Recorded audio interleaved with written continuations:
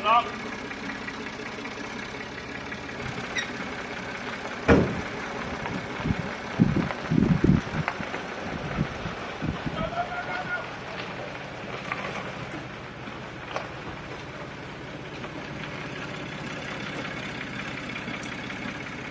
No. I nearly run the camera over.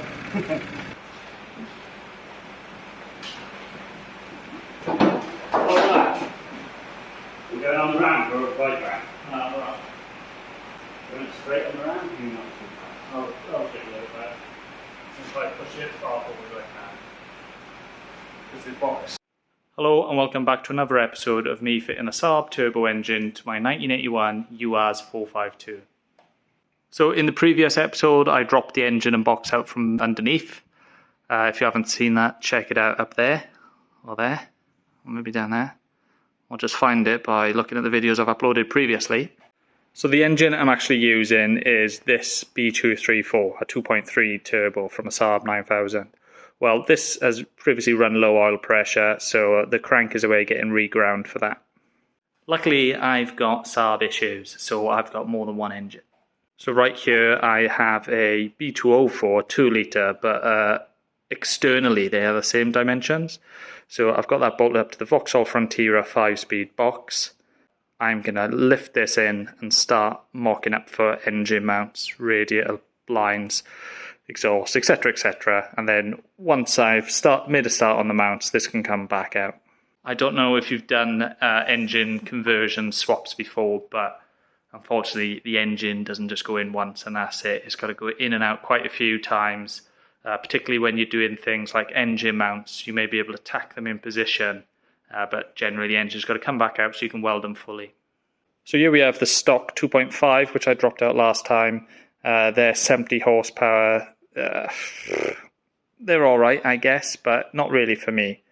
And I flogged the box off the back and the engine's actually going tomorrow, which is pretty good because I'm running out of room.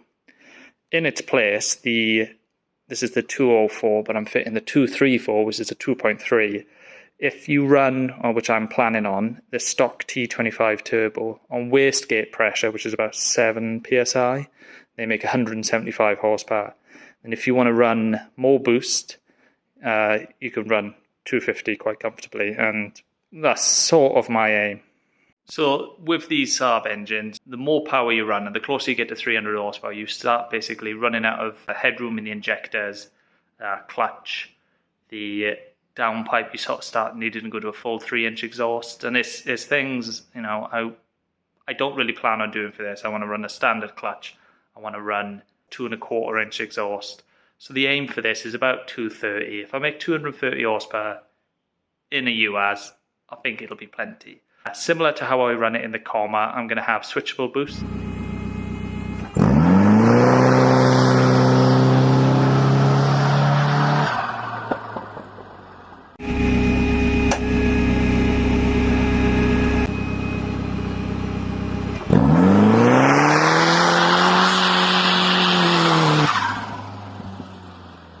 So low boost would be wastegate pressure, 175.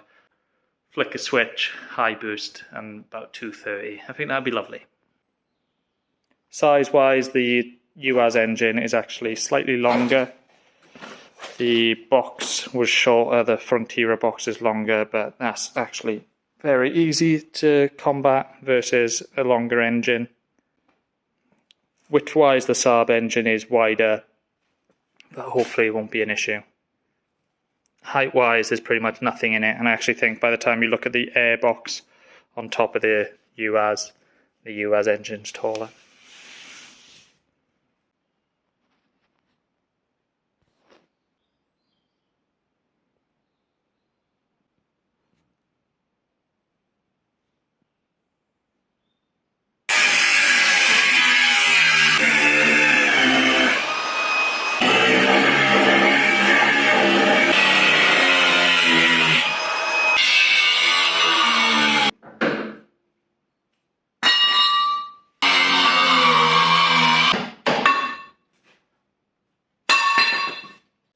Right, I've chopped some engine mounts out, removed the inlet manifold to give it a bit more room. I'm going to try and offer it up.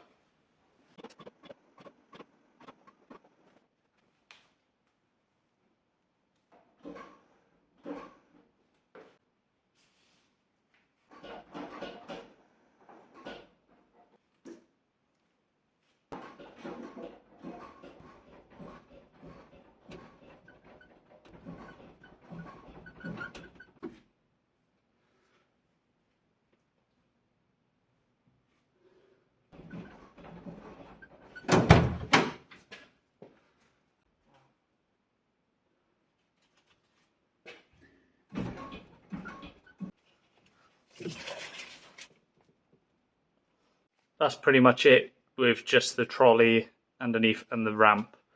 I'm going to have to put the crane in through the door to lift it up now.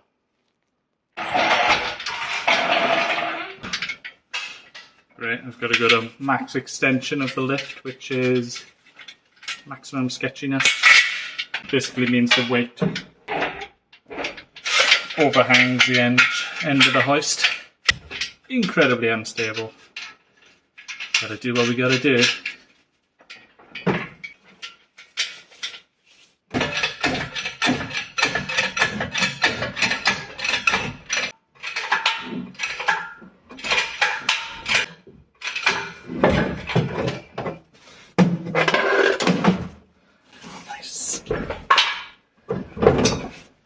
Put the jack on the back.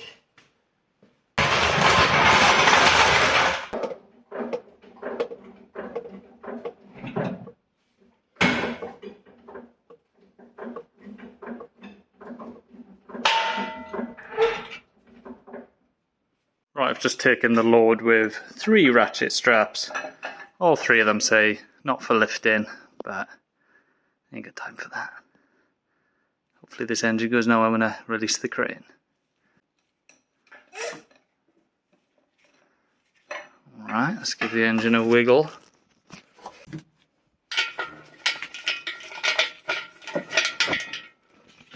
Seems fine to me.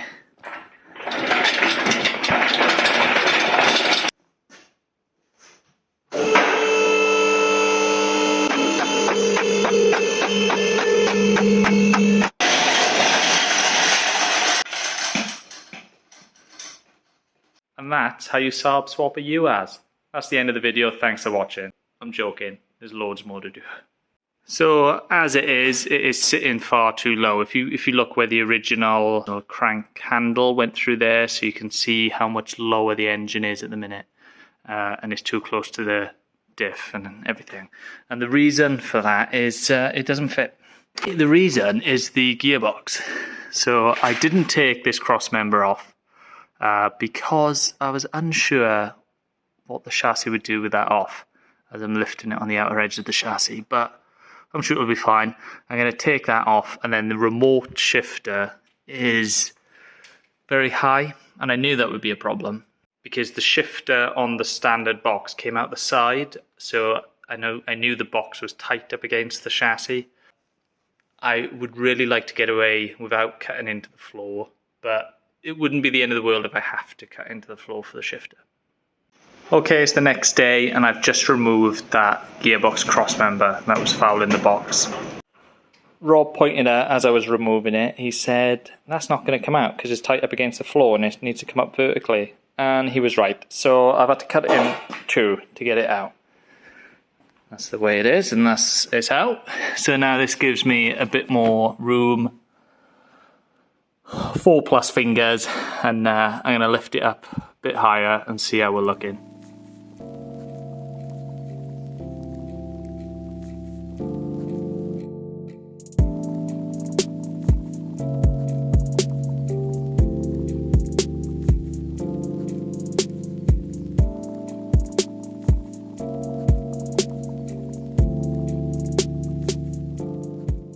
Okay, it's the next day. Last night I had to cut out a bit of the floor behind the engine where the gearbox was starting to hit to get the engine box lifted up high enough. So this is what I've cut out. It's about 50 centimeters long and 30 centimeters wide. More than I need to take out, but don't worry, I'm going to add it back in. I'm basically going to carry on sort of the contour from the rear of the engine cover back a bit. Little hump. Barely be noticeable, but it'll allow me to fit the shifter and work out a situation with that.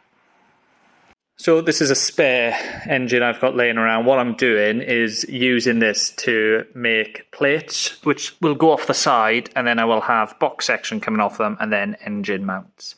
Saabs, like most engines, have lots of unused holes, some of them threaded, some of them not.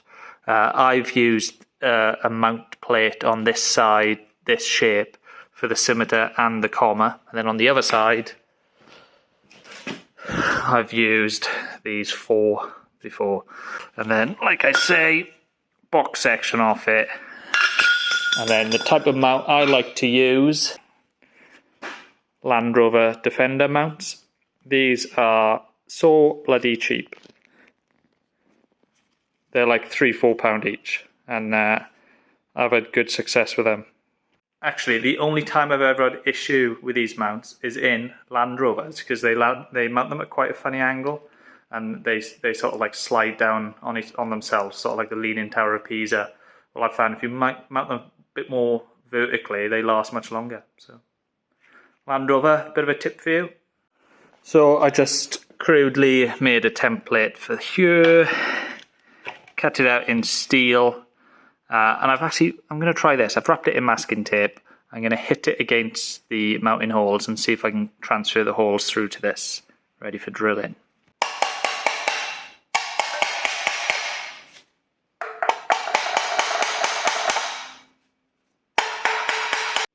Right, this is what I've come up with. Let's give it a trial fit. Brilliant. This is what it's going to look like fitted. Happy with that. So for the plate on the other side, what I've done is turned 2 spacers in the lathe.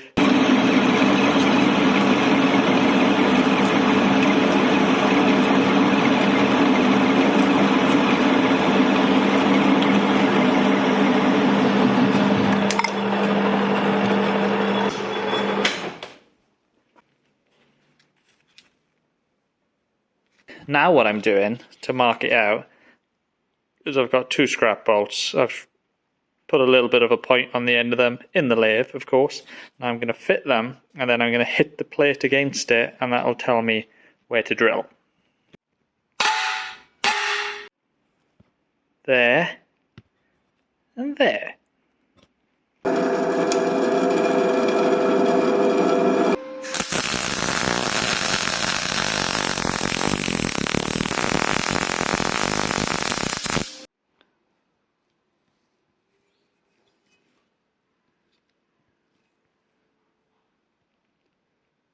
Alright, chopped it down a bit to make it a little bit smaller, and there it is, fitted with the 2 spacers on the back. Perfect. Now to make the chassis side. So for the chassis side of things, this is what I'm going to be doing. It's a 100mm deep chassis, so I have cut some plate to 100mm square. There you see it. Now you don't. And then that is going to be drilled and nuts are going to be welded to it. And then this is going to bolt to it, this angled piece. And then sat on the lower piece will be the engine mount. And then I'm going to triangulate this to strengthen it.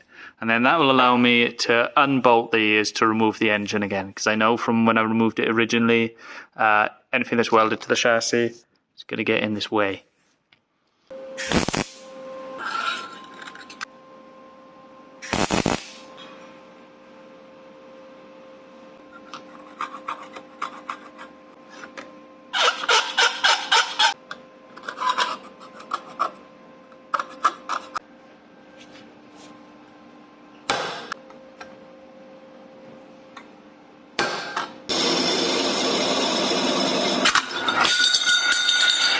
And this is what it's going to look like. I've just tacked the plates together. Just going to grind them to separate them now.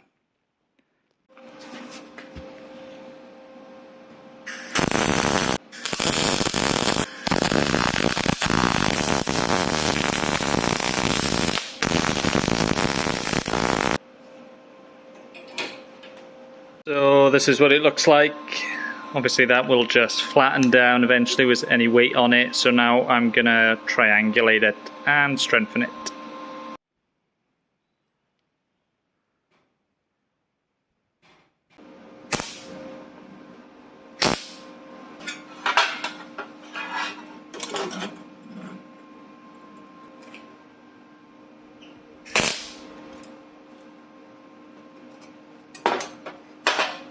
Bloody hell.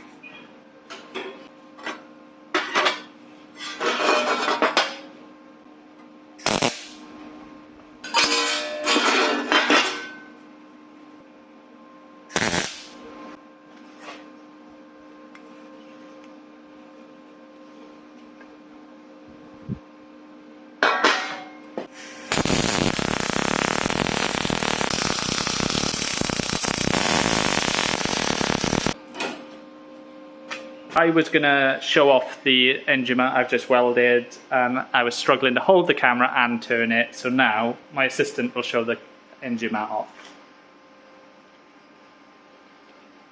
Is this good enough? I think you're concentrating more on looking at the camera than turning it. You're like spinning it like a basketball. What do you want me to do? Show it off slowly. Oh, okay. That's what the people want. Right. I'll show you it. You didn't give me any clear instructions.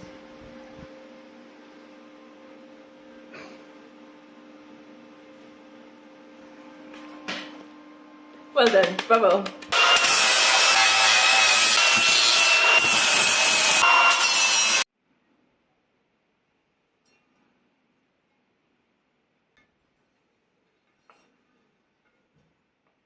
And here it is in its all built up glory.